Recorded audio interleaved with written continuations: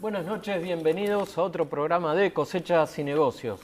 Martín, ¿cómo estás? Buenas noches, Cristian, ¿cómo estás vos? Bien, bien, muy bien. Martín, vamos a hablar de economía hoy. Mucho vamos a hablar de economía. Tiene que ver con el campo, tiene que ver con la vida de todos los días. Exacto, tenemos dos muy buenos economistas con nosotros. Tenemos a Marcelo Blanco en el siguiente bloque y en este primer bloque a Gabriel Rubinstein. Bien. Así que vamos a analizar con ellos la economía desde distintos lugares. Bien, perfecto. Gabriel, buenas noches, ¿cómo está usted? Buenas noches, Gabriel. ¿Cómo están? ¿Cómo estás? ¿Cómo está la economía según su punto de vista? Bueno, normalmente cuando hablamos de la macroeconomía hay dos variables que son las que todo el mundo rápidamente ve, que son cómo está la actividad económica y cómo está la inflación. La actividad económica está cayendo alrededor del 4% interanual, o sea que es una recesión machaza, es una recesión importante. No es de las más importantes que tuvo Argentina, estilo 1982, 1989, el 2001, pero es una recesión que sí compara con otras recesiones, como la del efecto tequila y otras que han sido importantes, y con la del 2009. O sea, Argentina tiene hoy una recesión importante, es prácticamente uno de los peores países en términos de actividad económica en estos momentos. O sea, no es como el 2009, que había una crisis económica en muchos países y que varios estaban mal, muchos estaban mal. Y Argentina también, a pesar de todo lo que dice el gobierno de las medidas anticíclicas, Argentina fue uno de los países que más cayó en el 2009. Pero ahora cae, prácticamente con Venezuela, son los que más caen, en un contexto donde muchos países están creciendo, a veces moderadamente, pero se destaca Argentina por su bajo crecimiento. Además se destaca por ser una de las más altas inflaciones del mundo. O sea, tenemos una inflación que tiende a estar alrededor del 40% a fin de este año, quizás 30 y pico del año que viene, pero estamos con la inflación de las más altas del mundo, con la caída de actividad de las más importantes del mundo, o sea que uno diría, tomando ya esos dos indicadores básicos, la economía argentina está muy mal. Ahora, si uno tuviera que agarrar la economía argentina desde un lugar para empezar a corregir, o si uno pudiera destacar un aspecto en el cual empezar a trabajar de forma inmediata, ¿cuál sería? No, en forma inmediata no hay que pedirle peras al olmo. Yo a este gobierno no le pediría mucho, solamente que trate de terminar el mandato lo mejor posible, con la mayor cantidad posible de reservas en el Banco Central, que no haga grandes cosas, que no haga ni devaluaciones ni cosas raras, porque no hay un plan atrás que pueda articular un cambio.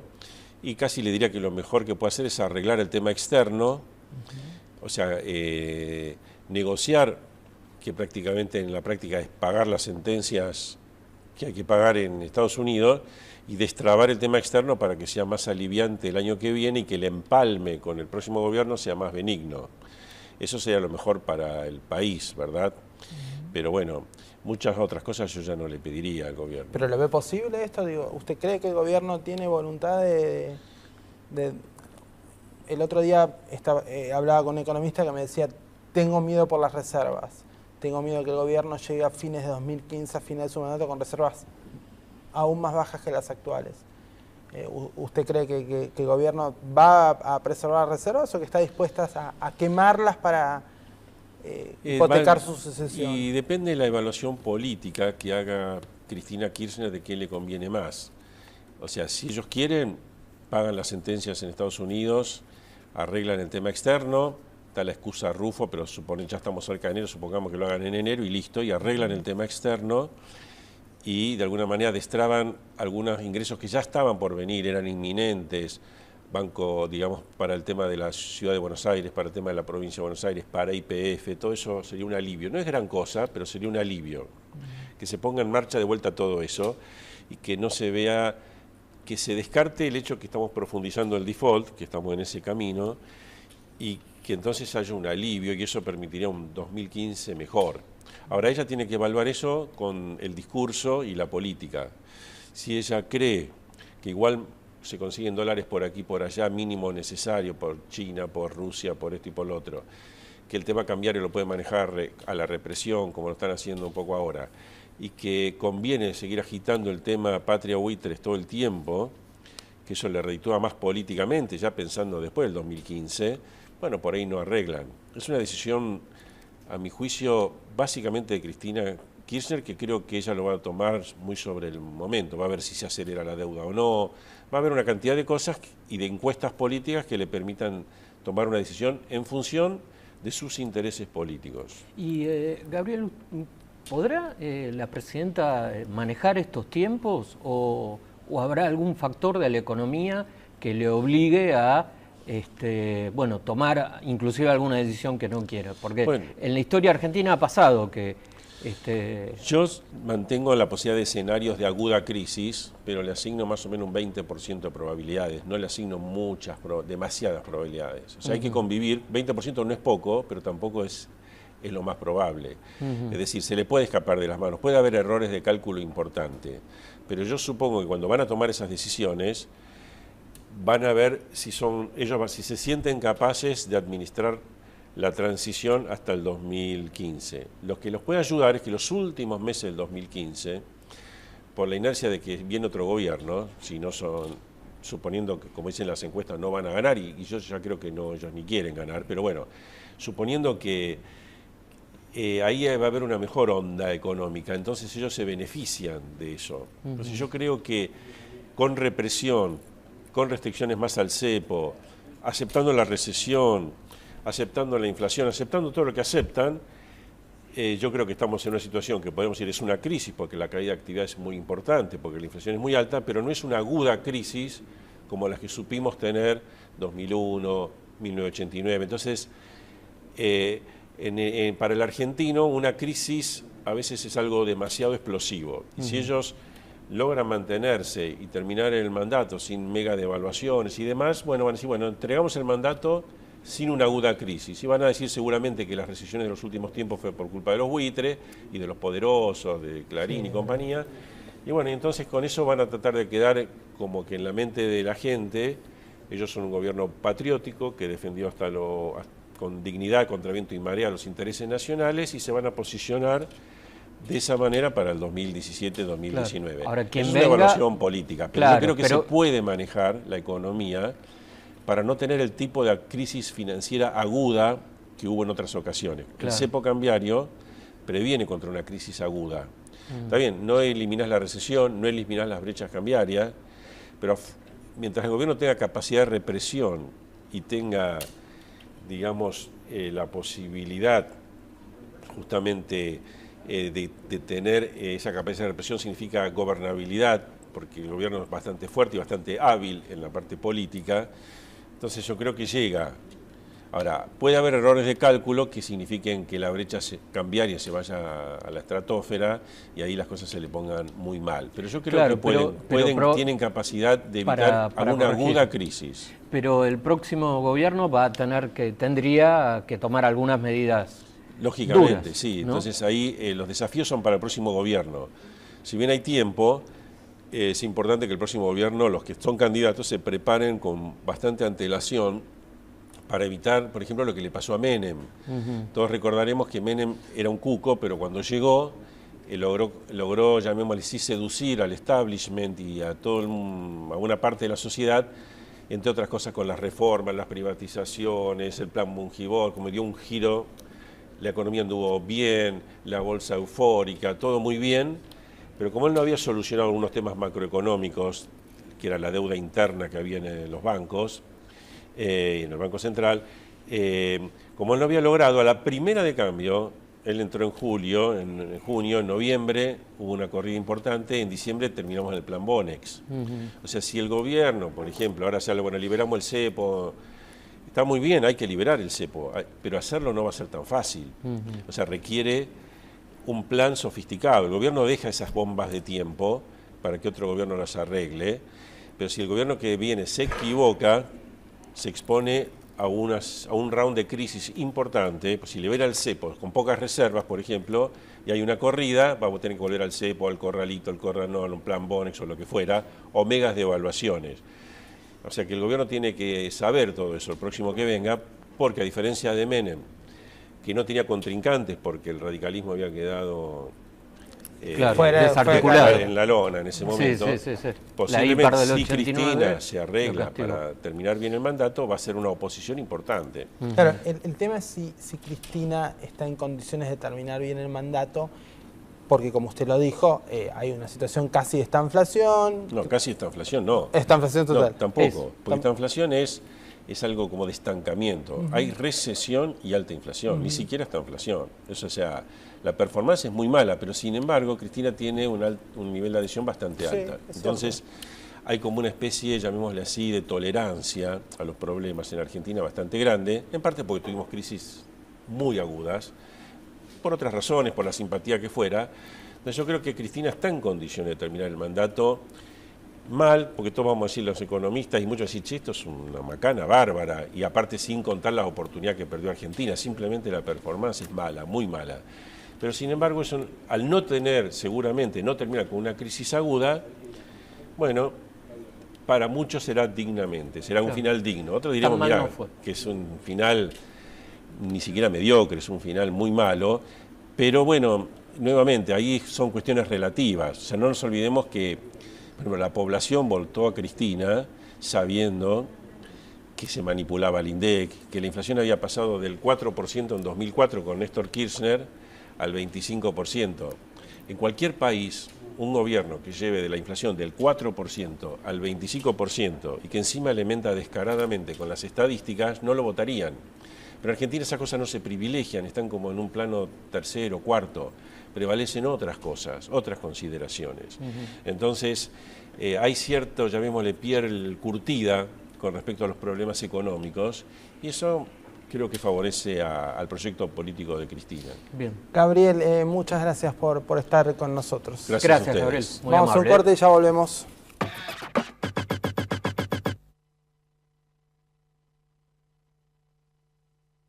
Advanta presenta los nuevos Orgos ADB 1100 y ADB 1200 con niveles únicos de productividad, adaptabilidad y evolución en sanidad. Advanta, desarrollo constante. Construimos puentes, espacios comunitarios, filtros de agua y sistemas de energía. Estamos ingeniando un mundo mejor. Shell, 100 años en el país, contribuyendo a construir su futuro. CNH Industrial, líder global en el sector de bienes de capital, unifica en Argentina las operaciones de Iveco, Case, New Holland y FPT Industrial, contribuyendo al desarrollo de ciudades, la producción de alimentos, la construcción de rutas y obras de infraestructura y al transporte. CNH Industrial, donde está el desarrollo, está nuestra marca. Disfruta el mes de la madre en Garbarino y sorprendela con un TV LED de 40 pulgadas Samsung en 12 cuotas sin interés de 633 pesos con 25. Garbarino nos conecta más que nunca. Por la calidad de la semilla.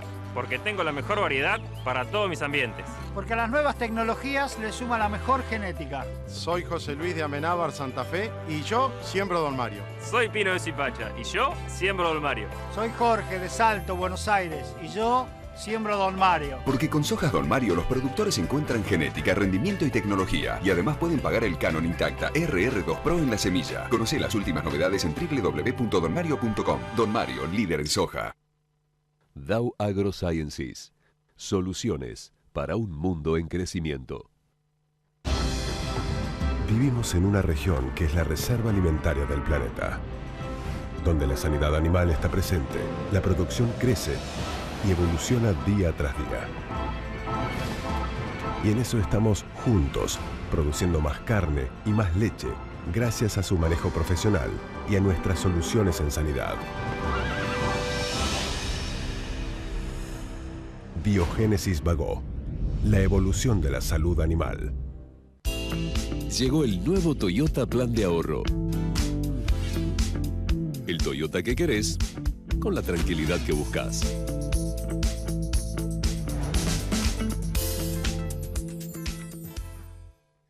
En la vida sembras muchas semillas. La semilla de una pasión. La semilla de la amistad. La semilla de un talento. La semilla del amor. La semilla de una aventura. Y la semilla que te cambia la vida. Seguí sembrando mientras nosotros trabajamos para darte una mejor semilla. Midera Semillas.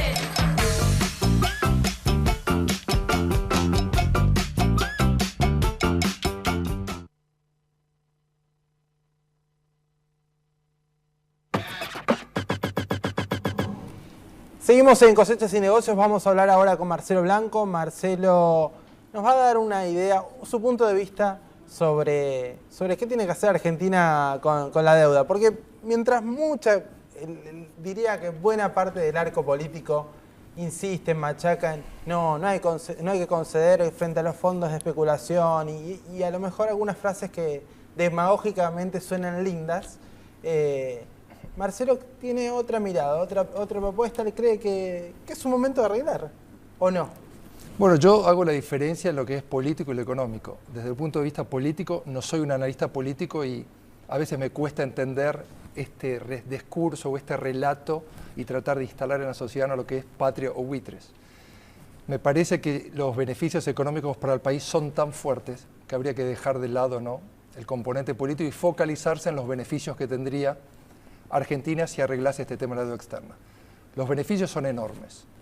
Cuando el gobierno dice que hay que hacer todo bajo ley de deuda soberana o bajo ley argentina, me parece que es el primer error, porque el mercado americano es tan profundo que sería una incongruencia pensar que esta economía puede crecer en el futuro no dependiendo del financiamiento del mercado americano.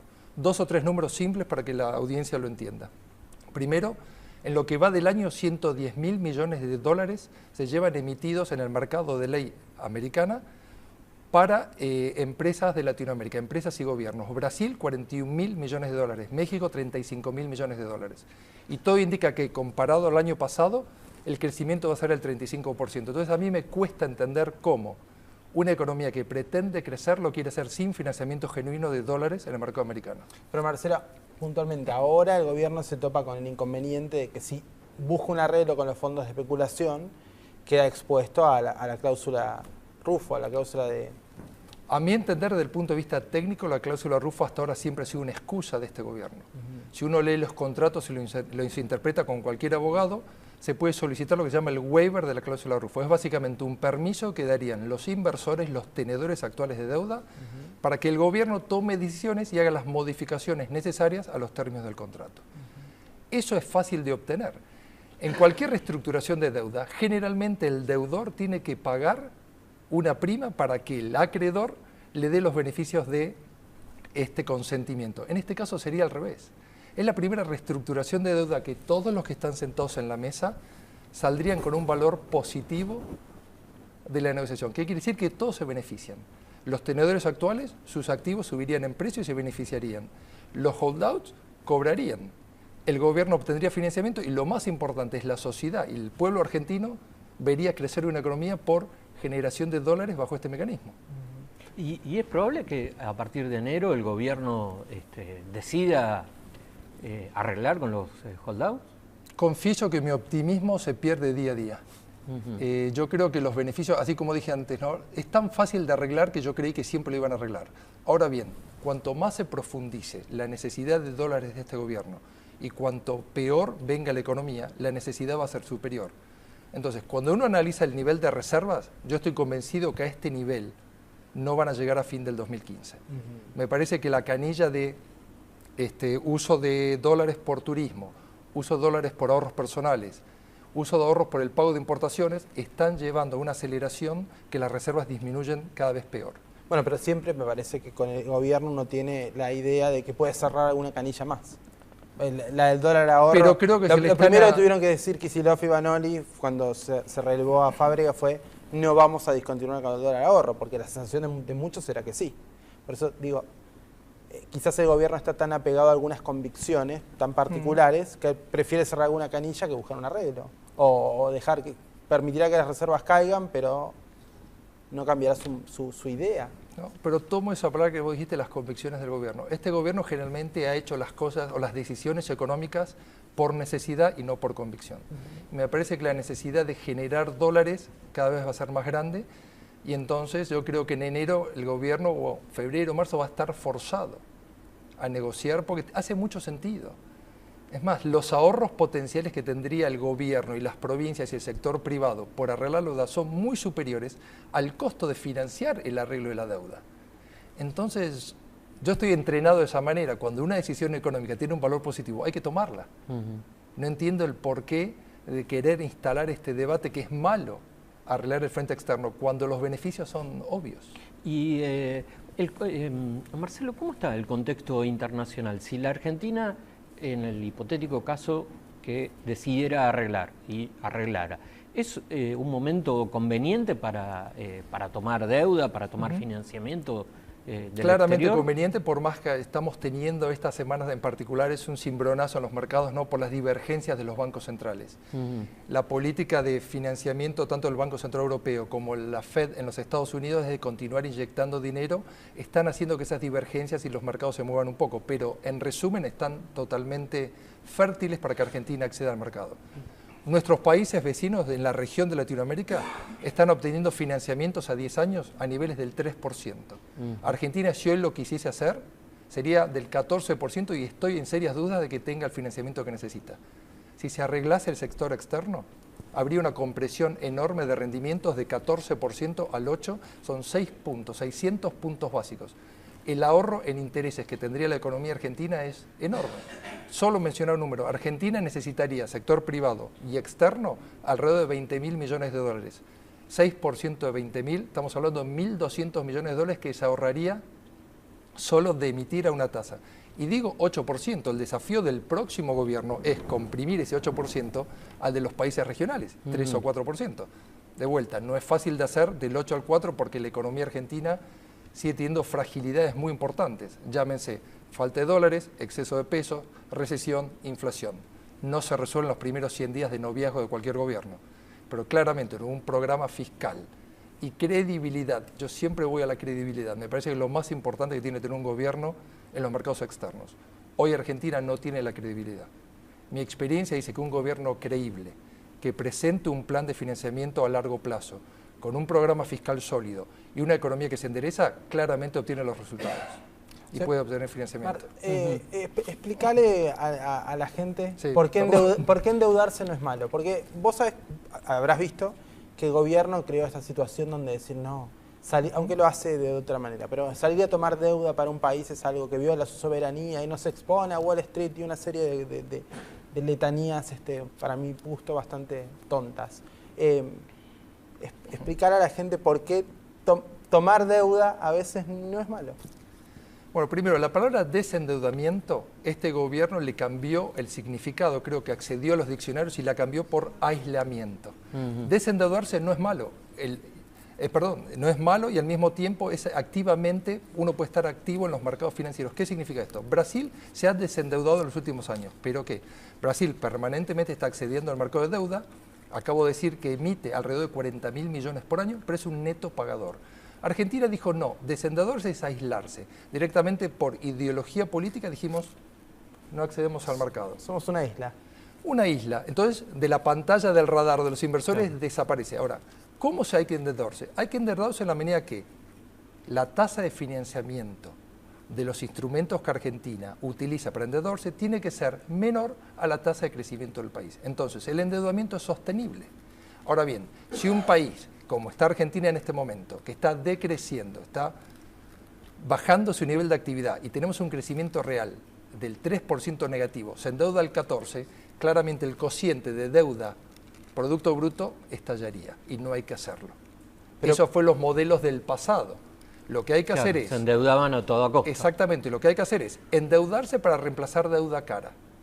Hoy Argentina, endeudándose con los fondos buitres, o endeudándose para, quiero decir bien eso, endeudándose para pagar la sentencia judicial del juez Griesa, obtendría fondos al 8% y reemplazaría una deuda cara.